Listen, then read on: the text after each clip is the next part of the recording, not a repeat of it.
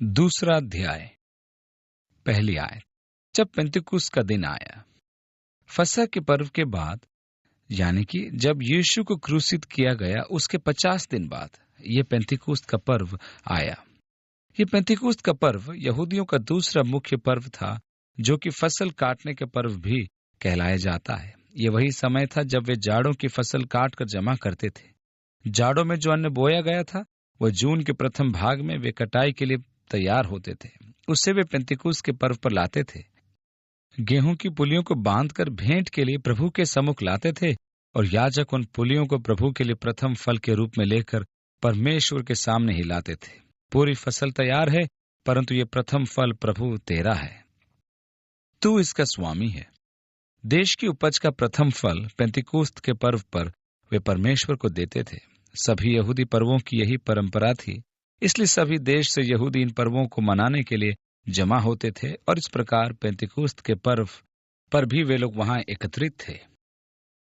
वहां लिखा है, जब पेंतिकुस्त का दिन आया तो वे सब एक जगह इकट्ठे थे, और एकाएक आकाश से बड़ी आंधी की सी सनसनाहट का शब्द हुआ, और उससे सारा घर जहां वे बैठे थे गूंज गया।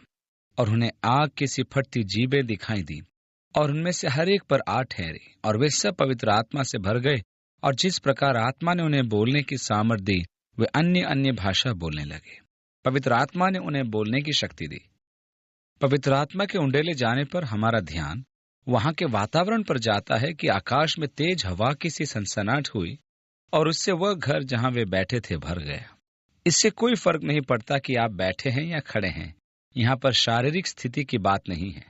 मैं परमेश्वर को सूत्रबद्ध करने के प्रयत्न से थक गया हूँ। मैं सोचता हूँ मनुष्य द्वारा उसका कोई भी सूत्रीकरण उसे पसंद नहीं, परंतु लोग सदा ही कोई न कोई सूत्र ढूंढने की कोशिश में रहते हैं। आप जानते हैं, जब आप किसी के लिए प्रार्थना करते हैं और वे चंगे हो जाते हैं, तो आप अपने आप में सोचते हैं, मैंने प्रार्थना किस रीति से करी, मैंने क्या कहा। ओह, यह महान होगा अगर अगली बार मैं ऐसे ही करूं और फिर से दूसरा व्यक्ति चंगा हो जाए। हम परमेश्वर को सूत्र में नहीं बांध सकते। और जब वे उस विशेष पर्व के समय बैठे थे, तब उनको ये जीभें फटती दिखाई दी आग के समान, और हर एक पर आ ठहरी, और वे सब पवित्र आत्मा से भर गए। और जिस प्रकार आत्मा ने उन्हें बोलने की सामर्थ दी, वे अन्य अन्य भाषा बोलने लगे। और आकाश के नीचे की हर जाति में से भक्त यहूदी यरूशलेम में रहते थे जब वह शब्द हुआ। कौन सा शब्द? हवा की सनसनाहट। लोगों ने जब इस बवंडर की सनसनाहट को सुना, तो वे अपने अपने घरों में से बाहर निकलकर उसे देखने के लिए भागते हुए आए कि अरे, इस घर में से कैसा शोर हो रहा है। जब यह शब्द हुआ तो भीड़ लग गई, और लोग घबरा गए, क्योंकि हर एक को यही सुनाई देता था कि ये मेरी ही भाषा में बोल रहे हैं, अपनी भाषा या अन्य भाषा में। 7वीं आयत से आगे लिखा है, और वे सब चकित व अचंभित होकर कहने लगे, देखो, ये जो बोल रहे हैं क्या गलीली नहीं?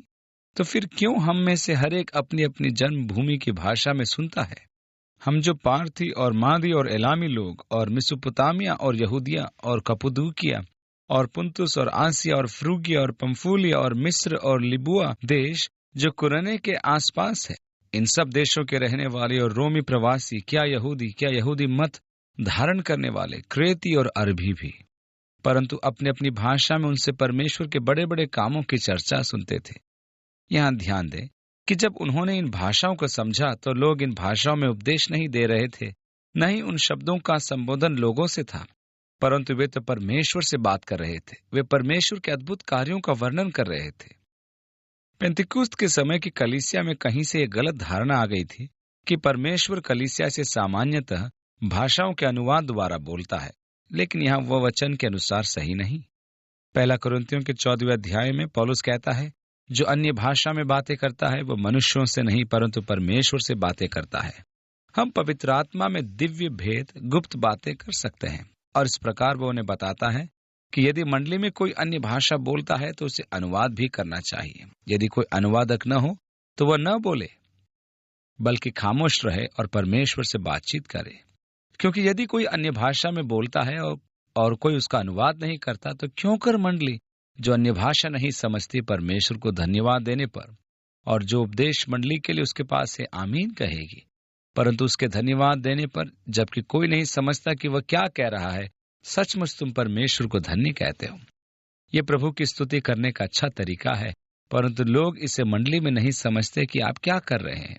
इसलिए सदैव से आज तक जब कभी भी भाषाएं समझी गईं या जब पौलुस इस विषय पर शिक्षा देता है, तो वह कहता है कि एक बार भी ऐसा उदाहरण वचन में नहीं मिला जहां परमेश्वर ने लोगों से अन्य भाषाओं या अनुवाद के द्वारा बात की हो। इससे मिलती जुलती बात दानियल नबी की पुस्तक में मिलती है, जब दीवार पर लेख की व्याख्या दानियल ने की, परंतु वो भाषाएं बोलना, वह अनुवाद करना नहीं। परमेश्वर एक अन्य जाति राजा बेलशस्सर को उपदेश दे रहा था। जब कोई व्यक्ति वचन के अनुसार अन्य भाषा में बोलता है, तो वह परमेश्वर से उन दिव्य रहस्यों की बातें करता है जिनको लोग नहीं समझ पाते, क्योंकि उसका संबोधन मनुष्य से नहीं होता। ये जरूरी नहीं कि मनुष्य उसे समझे कि वह परमेश्वर से बातें करता है। जिस विशेष भाषा में परमेश्वर ने उसे दी है, वह अन्य भाषा में परमेश्वर की स्तुति कर रहे थे, परमेश्वर के अद्भुत कार्यों का वर्णन कर रहे थे, और इस प्रकार अन्य अन्य भाषाओं में बोलने से लोग अचंभित थे। 12वीं आयत में लिखा है, और वे बस चकित हुए और घबरा कर एक दूसरे से कहने लगे कि ये क्या हुआ चाहता है। यहाँ ध्यान दीजिए कि अब उनके पास एक प्रश्न उठ रहा है, ये क्या हो रहा है, इसका क्या मतलब है। 13वीं आयत से आगे लिखा है, परंतु दूसरों ने ठट्ठा करके कहा कि ये तो मदिरा के नशे में है। पतरस उन 11 के साथ खड़ा हुआ और ऊंचे शब्द से कहने लगा कि हे यहूदियों और हे यरूशलेम के सब रहने वालों, ये जान लो और कान लगाकर मेरी बातें सुनो। जैसा तुम समझ रहे हो, ये नशे में नहीं, क्योंकि अभी तो पहर ही दिन चढ़ा है। सुबह के 9 बजे का समय था। अब लोग इतनी जल्दी नशा नहीं करते। अब उनका प्रश्न क्या था, ये क्या हो रहा है। इसलिए सबसे पहले पतरस के संदेश का विषय उनके प्रश्न का उत्तर देना था। मैं सोचता हूं यह आवश्यक था कि पतरस अपने संदेश के द्वारा उनके प्रश्नों का उत्तर दे जो लोगों के मनों में थी। प्रचार बहुत होते हैं, जिनमें से कुछ सूचना देने के लिए तो कुछ धन्यवाद देने के लिए, और हम सोचते हैं वैसे तो मुझे इसकी जरूरत नहीं थी, और सुनने के बाद पता ही नहीं लगता कि हमने क्या सुना। 16वीं आयत में आगे लिखा है, यह वह बात है जो योएल भविष्यद्वक्ता के द्वारा कही गई। यहाँ पतरस उन्हें इस घटना के संबंध में पवित्र शास्त्र के आधार समझाता है, और उन्हें यह समझाना बहुत ही जरूरी था। मैं ऐसा सोचता हूं कि जब आप उन आत्मिक बातों की खोज में लग जाते हैं जो बाइबल पर आधारित नहीं है, तो मैं सोचता हूं बहुत ही संकटपूर्ण स्थिति पैदा हो जाती है। जब आप किसी आत्मिक अभ्यास में हैं, तो स्वाभाविक है कि लोग प्रश्न पूछें, ये क्या है। और यदि आपके पास अपने इस आत्मिक अभ्यास के संबंध में पवित्र शास्त्र आधारित उत्तर नहीं है, तो निश्चय ही आप बड़ी परेशानी में हैं। मैं ऐसी किसी परिस्थिति में नहीं होना चाहता जिसका मेरे पास कोई पवित्र शास्त्रीय आधार न हो। मैं समझता हूं कि प्रचारकों के लिए बड़ी गैर जिम्मेदारी की बात है कि वे ऐसी आत्मिक आश्चर्य कर्मों को बढ़ावा दें जिनका कोई पवित्र शास्त्रीय आधार उनके पास न हो। यहाँ पतरस उन्हें सीधा परमेश्वर के वचन पर ले जाता है और उन्हें समझाता है कि जो कुछ भी हो रहा है वह सब योएल नबी की भविष्यवाणी के अनुसार हो रहा है। यहाँ आप देखते हैं कि उनको पवित्र शास्त्र का अच्छा ज्ञान था। मैं यहाँ इसलिए बल दे रहा हूँ कि आपका ध्यान उस सच्चाई की ओर आकर्षित कर सकूं कि यह परमेश्वर के जन का गुण है। और प्रेरितों के काम की पुस्तक में आगे चलकर हम इस विषय पर और अधिक ध्यान देंगे।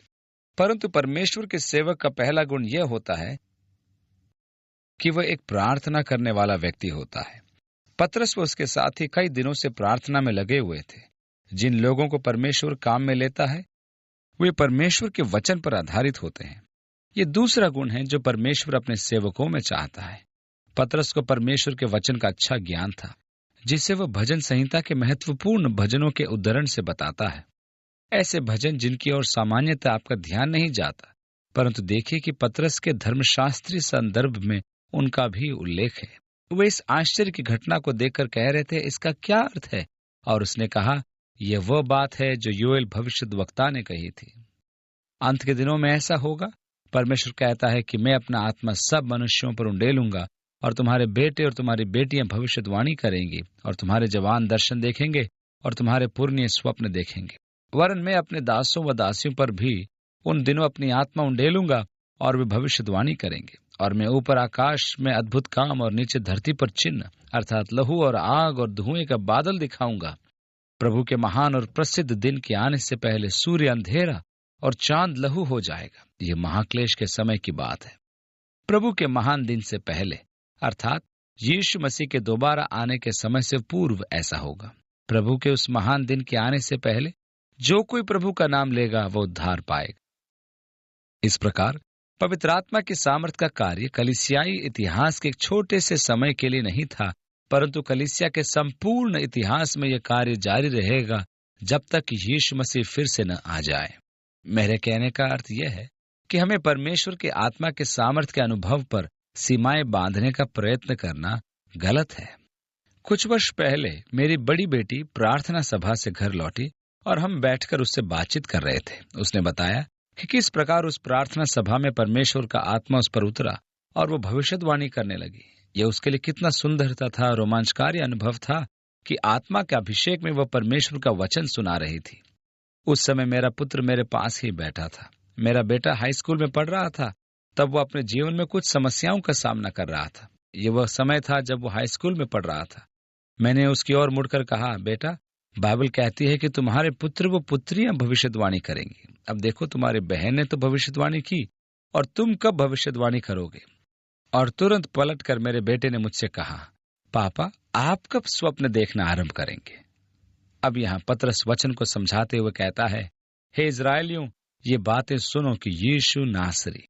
पतरस के लिए यीशु के साथ नासरी शब्द जोड़ना इसलिए आवश्यक था कि वह मसीह यीशु को उन सब यीशु, यशुआ और योशुआ नामों से अलग कर सके, जिससे कि लोग पूरी तरह से प्रभु यीशु को समझ पाएं कि पतरस किसके बारे में बात कर रहा था, जिसके विषय में वह सबसे पहली बात इस प्रकार कहकर कहता है, एक मनुष्य था जिसको परमेश्वर की ओर से होने का। जो यहाँ शब्द परमेश्वर की ओर से अर्थात तुम्हारे मध्य परमेश्वर सिद्ध किया गया।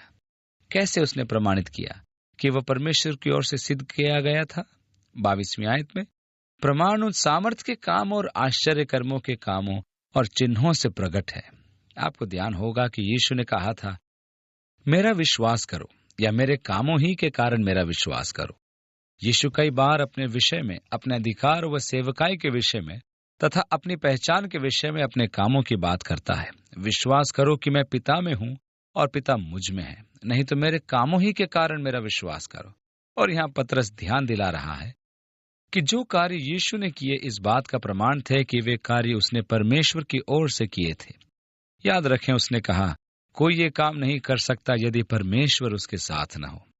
तब वो आगे कहता है, उसी को जब वो परमेश्वर के ठहराई हुई मनसा और होनहार के ज्ञान के अनुसार पकड़वाया गया, तो तुमने अधर्मियों के हाथ से उसे क्रूस पर चढ़वाकर मार डाला। यहाँ ध्यान दीजिए कि पतरस ने क्रूस को एक भयानक या दर्दनाक दुर्घटना के रूप में नहीं प्रस्तुत किया, परंतु वह क्रूस का जिक्र इस प्रकार करता है कि सुनने वाले समझ जाएं कि वह परमेश्वर के द्वारा पहले से ठहराई हुई एक योजना थी। पुराने नियम में क्रूस के बारे में जानकारी दी गई है और क्रूस के विषय में कई भविष्यवाणियां भी हैं। क्रूस पर मृत्यु हम भजन 22 और यशायाह 52 में ऊपर उठाया गया, ये क्रूस की मृत्यु को दर्शाने के लिए अलंकृत भाषा का प्रयोग है। यशायाह 53 का संदर्भ यीशु की क्रूस पर मृत्यु से ही था। इसका अर्थ तो यह हुआ कि यीशु को क्रूस दिए जाने का दोष न तो यहूदियों पर है न ही रोमियों पर है, परंतु यह परमेश्वर की योजना थी। यह परमेश्वर का एक तरीका था जिसके द्वारा वह खोए हुए इंसान पर अपने असीम प्रेम को प्रकट करे।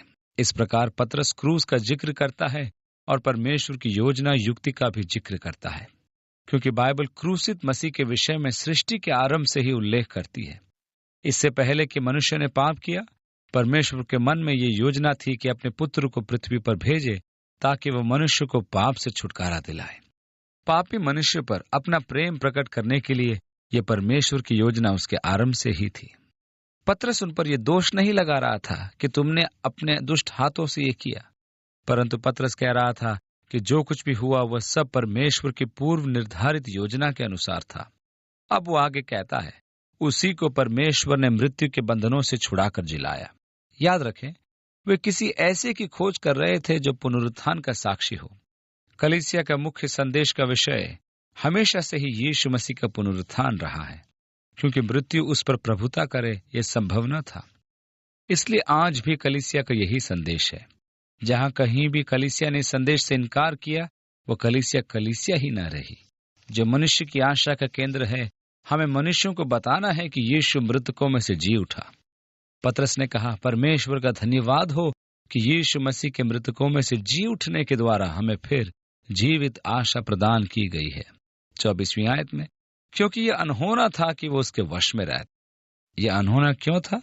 क्योंकि पवित्र शास्त्र ने केवल उसकी मृत्यु की भविष्यवाणी ही नहीं की, परंतु उसके पुनरुत्थान की भी भविष्यवाणी की है। क्योंकि परमेश्वर ने इसके विषय में पूर्व सूचना दी थी, इसलिए यह होना आवश्यक था। यह संभव न था कि मृत्यु उसे रोक पाती। 25वीं आयत से आगे, क्योंकि दाऊद उसके विषय में कहता है कि मैं प्रभु को सर्वदा अपने सामने देखता रहा, क्योंकि वह मेरी दाहिनी ओर है, ताकि मैं डिग न जाऊं। इसी कारण मेरा मन आनंदित हुआ और मेरी जीभ मगन हुई, वरन मेरा शरीर भी आशा में बना रहेगा, क्योंकि तू मेरे प्राणों को अधोलोक में न छोड़ेगा और न अपने पवित्र जन को सड़ने देगा। तूने मुझे जीवन का मार्ग बताया है, तू मुझे अपने दर्शन के द्वारा आनंद से भर देगा। वह फिर पवित्र शास्त्र का संदर्भ दे रहा है। यहाँ ध्यान दीजिए कि पवित्र शास्त्र के संदर्भ देने में वह कितना सक्षम था। यह सब उसके मन में बसा हुआ। जिन लोगों को परमेश्वर इस्तेमाल करता है, वे परमेश्वर के वचन को अपने हृदय में छिपा रखते हैं। उन्हें वचन का इतना अधिक ज्ञान होता है कि वे परमेश्वर के वचन का संदर्भ किसी भी समय दे सकते हैं। अब पतरस इस वचन की व्याख्या करते हुए कहता है, हे भाइयों, मैं उस कुलपति दाऊद के विषय में तुमसे साहस के साथ कह सकता हूं कि वह तो मर गया और गाड़ा भी गया, और उसकी कब्र आज तक हमारे यहाँ वर्तमान है। आज भी सिय्योन पर्वत पर एक छोटा कमरा है जहां आप जा सकते हैं। वहां एक सुंदर कब्र है जिसे वे दाऊद की कब्र बताते हैं। मैं तो ये नहीं जानता कि दाऊद को वहीं दफनाया गया कि नहीं, परंतु उस समय जब पतरस बोल रहा था, दाऊद की कब्र वहीं आसपास थी। 30वीं आयत, सो भविष्यद्वक्ता होकर और ये जानकर कि परमेश्वर ने मुझसे शपथ खाई है कि मैं तेरे वंश में से एक व्यक्ति को तेरे सिंहासन पर बैठाऊंगा। दाऊद जानता था कि परमेश्वर ने प्रतिज्ञा की थी कि मसीह उसके वंश से आएगा। जब दाऊद ने कहा, प्रभु मैं क्या कह सकता हूं, मैं तो कुछ नहीं था, तूने मुझे भेड़ों के पीछे चलने से लिया और अपनी प्रजा पर राजा ठहराया। तूने मेरे लिए इतना किया है और अब तू आने वाले दिनों की बात करता है। हे प्रभु, मैं क्या कह सकता हूं। दाऊद परमेश्वर की भलाई व अनुग्रह से भाव विभोर था, और ऐसा अनुभव सदा ही सुंदर होता है। क्या आपको कभी ऐसा अनुभव हुआ है? आप तो परमेश्वर की भलाई व परमेश्वर के अनुग्रह द्वारा बचाए गए हैं। मैं परमेश्वर के अनुग्रह के ऐसे अनुभवों को अत्यधिक महत्वपूर्ण समझता हूं। ऐसी स्थिति में आप कुछ कह नहीं पाते, आपको बस बैठकर उसका धन्यवाद देना होता है। ऐसी स्थिति में मैं अपनी गाड़ी किनारे पर खड़ी कर देता हूं, क्योंकि इन परिस्थितियों में गाड़ी चलाना खतरनाक हो सकता है। दाऊद एक भविष्यद्वक्ता था।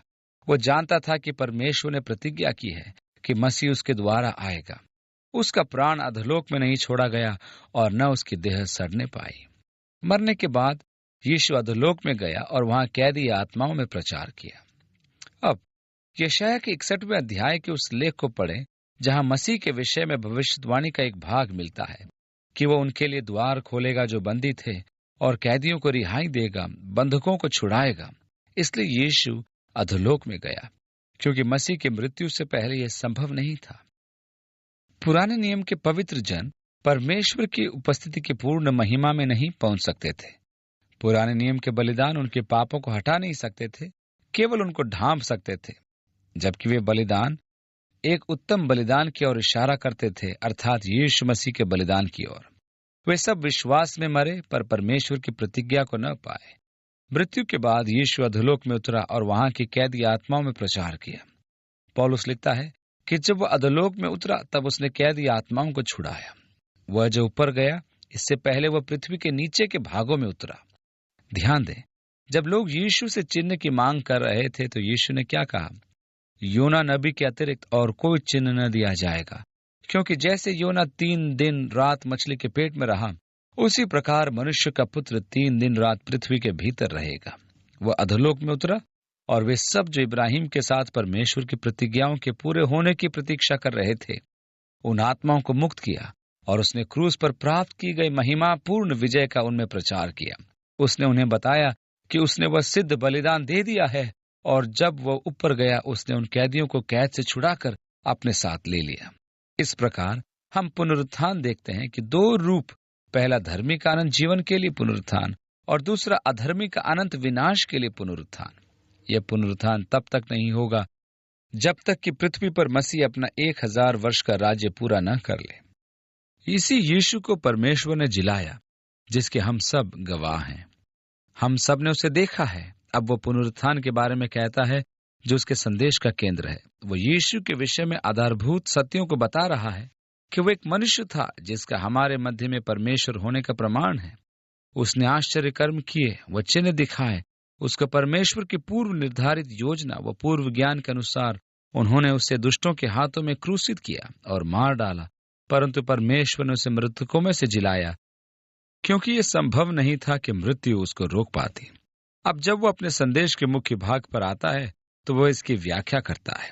वह पवित्र शास्त्र के आधार पर पुनरुत्थान के विषय बात करता है और इस विषय में बाइबल के विचारों को प्रकट करता है। और वह फिर कहता है कि इसी यीशु को परमेश्वर ने जिलाया और हम इस बात के गवाह हैं।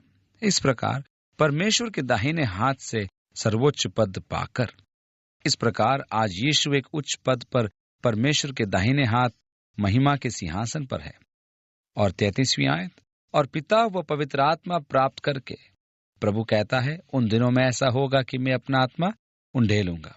पिता से प्रतिज्ञा प्राप्त करने के पश्चात जिसकी प्रतिज्ञा की गई थी, उसने वो उंडेल दिया। अब वो प्रश्न करता है, इसका क्या अर्थ? ये पवित्र आत्मा का उंडेला जाना है जिसको वे देख रहे थे। यीशु पिता के पास जाकर उसके दाहिने हाथ पर विराजमान होकर पिता से प्रतिज्ञा प्राप्त करके उन पर पवित्र आत्मा उंडेलता है। 33वीं आयत में आगे, जो तुम देखते और सुनते हो। प्रत्यक्ष आग की जीभें आत्मा के उंडेले जाने का प्रमाण थी, तथा वे उन लोगों की आवाजें थीं जो अन्य भाषाओं में प्रभु की महिमा कर रहे थे। 34वीं आयत से आगे, क्योंकि दाऊद तो स्वर्ग पर नहीं चढ़ा, परंतु वो आप कहता है कि प्रभु ने मेरे प्रभु से कहा, मेरे दाहिने बैठ, जब तक कि मैं तेरे बैरियों को तेरे पांव तले की चौकी न कर दूं। तो अब इज़राइल का सारा घराना निश्चय जान ले कि परमेश्वर ने उसी यीशु को, जिसे तुमने क्रूस पर चढ़ाया, प्रभु भी ठहराया और मसीह भी। अब बाइबल हमें बताती है कि वह दिन आने वाला है जब हर एक घुटना झुकेगा और हर एक जीभ अंगीकार करेगी कि यीशु ही प्रभु है। और पतरस इसको सीधा और साफ बताता है कि यह यीशु है जिसे तुम बेहतर जानते हो कि परमेश्वर ने उसे प्रभु व मसीह बनाया। 37वीं आयत, जब उन्होंने यह सुना, यह मंडली का प्रथम संदेश है जो पुनरुत्थान पर केंद्रित है। जब सुनने वालों के हृदय छिद गए और वे पतरस व शेष प्रेरितों से पूछने लगे कि हे भाइयों, हम क्या करें? आत्मा के कार्य किए जाने के परिणाम स्वरूप अपने दोष से सावधान। पतरस ने उनसे क्या कहा? कलीसिया से जुड़ो, अपना दशवांश लाओ, सेवकाई को बढ़ाओ, ऐसा कहा? नहीं। पतरस ने उनसे कहा, मन फिराओ और तुम में से हरेक अपने अपने पापों की क्षमा के लिए यीशु मसीह के नाम से बपतिस्मा ले, तो तुम पवित्र आत्मा का दान पाओगे। शाब्दिक रूप से उसने यूनानी में कहा, मन फिराओ और तुम में से हरेक यीशु मसीह के नाम पर बपतिस्मा ले। ये यीशु मसीह के संबंध में आने के लिए एक रुचिकर बात है। कुछ वे हैं जो अपने आप को जीसस ओनली कहते हैं और वे बपतिस्मे पर विवाद करते हैं और कहते हैं कि यदि तुम्हारा बपतिस्मा पिता, पुत्र व पवित्र आत्मा के नाम से हुआ है तो बपतिस्मा सही नहीं है। उस बपतिस्मे का कोई अर्थ नहीं जो कि एक ही नाम में लिया गया हो। ऐसे सिखाने वाले प्रेरितों के काम के बपतिस्मों के उदाहरण के उद्धरण देते हैं, परंतु ध्यान रखें, ये बपतिस्मा दरअसल यीशु के नाम में नहीं वरन यीशु में होता है, उसके साथ संबंध में होता है। पापों की मुक्ति केवल यीशु के नाम में होती है। परंतु आगे लिखा है, तब तुम पवित्र आत्मा का वरदान पाओगे। ये किसके लिए है? ये आपके और आपके संतान के लिए और उन सब के लिए जिन्हें मसीह बुलाता है। क्योंकि ये प्रतिज्ञा, क्या प्रतिज्ञा? ये प्रतिज्ञा कि परमेश्वर ने अपनी आत्मा को समस्त प्राणियों पर उंडेला। क्योंकि ये प्रतिज्ञा तुम और तुम्हारी संतानों और सब दूर दूर के लोगों के लिए भी है जिनको प्रभु हमारा परमेश्वर अपने पास बुलाएगा। इस प्रतिज्ञा की पूर्ति केवल प्रेरितों के युग तक ही सीमित नहीं थी, परंतु कलीसियाई युग के अंत तक, उन सब तक जिन्हें प्रभु हमारा परमेश्वर अपने पास बुलाएगा। उसने बहुत और बातों से भी गवाही दे देकर समझाया कि अपने आप को इस टेढ़ी जाति से बचाओ। सो जिन्होंने उसका वचन ग्रहण किया उन्होंने बपतिस्मा लिया और उसी दिन 3000 मनुष्यों के लगभग उनमें मिल गए। यह कलीसिया की उन्नति का आरंभ था। वे संख्या में बहुत बढ़ गए। अब महत्वपूर्ण बात यह है कि आरंभिक कलीसिया का कार्य क्या था, वे क्या करते थे।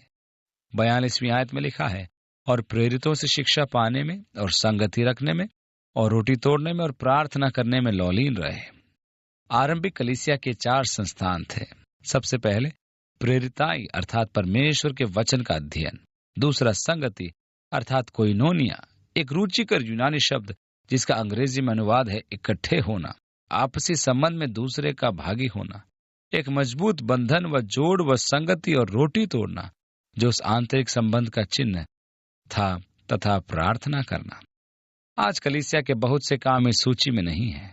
मैं उन बहुत सी बातों के विषय में सोचता हूं जो आज कलीसिया करती हैं, परंतु ऊपरी तौर पर हैं और अच्छा होगा यदि हम उन्हें स्वाभाविक रूप से मरने दें, न कि बनावटी तरीकों से उन्हें जारी रखें। 43वीं आयत, और सब लोगों पर भय छा गया और बहुत से अद्भुत काम और चिन्ह प्रेरितों द्वारा प्रकट होते थे, और वे सब विश्वास करने वाले इकट्ठे रहते थे और उनकी सब वस्तुएं साझे की थीं, और वे अपनी अपनी संपत्ति और सामान बेच बेच कर जैसे जिसकी आवश्यकता होती थी बांट दिया करते थे। एक रूप में तो यह साम्यवाद का आरंभ था, पर एक भले अर्थ में देखें तो ये कलीसिया में परस्पर प्रेम द्वारा बढ़ावा देना था। जिनके पास था वे इसलिए बेचते थे कि जिनके पास नहीं है उनमें बांट सकें ताकि उनकी सहायता करें। 46वीं आयत में, और वे प्रतिदिन एक मन होकर मंदिर में इकट्ठे होते थे। इस प्रकार कलीसिया संगति के द्वारा आरंभ हुई। वे घर घर उपस्थित होकर रोटी तोड़ते थे और घर घर रोटी तोड़ते हुए आनंद और मन की सिधाई से भोजन किया करते थे। इसका परिणाम क्या हुआ? जब वे परमेश्वर की स्तुति करते थे और सब लोग उनसे प्रसन्न थे और जो उद्धार पाते थे उनको प्रभु प्रतिदिन उनमें मिला देता था। आज कई कलीसियाएं अपनी संख्याओं को बढ़ाने की कोशिश में लगी हुई हैं। मनोविज्ञान, समाजशास्त्र तथा समाजों का जनसांख्यिक अध्ययन करके ये निर्धारित किया जाता है कि एक विशेष समाज को कैसे प्रभावित किया जाए, किस प्रकार के विज्ञापन लगाए जाए, लोगों का मत लेना तथा जनगणना करना तथा सब बातों को इकट्ठा करना ताकि कलीसिया का उन्नति कार्यक्रम चले, क्योंकि हम अपनी कलीसिया में बहुत से सदस्य बनाना चाहते हैं। आप पेशेवरों को बुलाते हैं, वे पैसा लेकर अध्ययन करते हैं और वे आगे बढ़कर आपके कार्यक्रम को विकसित करते हैं। दूसरे पेशेवर आते हैं और हमारे लिए पूर्ण आर्थिक कार्यक्रम बनाते हैं और उसका 10वां भाग ले लेते हैं। कार्यक्रमों का उद्देश्य है कि आपको अपनी ओर कर लेना। बहुत सी कलीसियाएं ऐसे ही आज पृथ्वी पर हैं। लेकिन मैं उनसे पूछना चाहता हूं, क्या परमेश्वर का कार्य करने का तरीका बदल गया? क्या परमेश्वर स्वयं बदल गया? यदि उसने प्रारंभिक कलीसिया में इतनी बड़ी वृद्धि दी तो क्या वो आज नहीं दे सकता? यह प्रतिज्ञा परमेश्वर ने आपको, आपके संतान को और उन दूरस्थ स्थान के निवासियों को दी है जो परमेश्वर की बुलाहट को पहचानेंगे। जब पवित्र आत्मा तुम पर उतरेगा तब तुम सामर्थ पाओगे और तुम गवाह बनोगे। परमेश्वर की पवित्र आत्मा के वरदान की प्रतिज्ञा आज आपके लिए है। मेरी यह प्रार्थना है कि हम में से हर एक परमेश्वर के उस वरदान को प्राप्त करने के लिए अपना हृदय खोल दे जो परमेश्वर हमें देना चाहता है, जिससे कि हम वो बन जाएं जो परमेश्वर हमें बनाना चाहता है, और कि हम इस संसार में उसके और उसके प्रेम के गवाह हो सके। अब जब आप मसीह यीशु की गवाही देते हैं तो परमेश्वर आपको आशीष दे और आपका जीवन परमेश्वर के उन कामों को प्रकट करे जो उसने आप में किए हैं। यीशु के नाम में आमीन।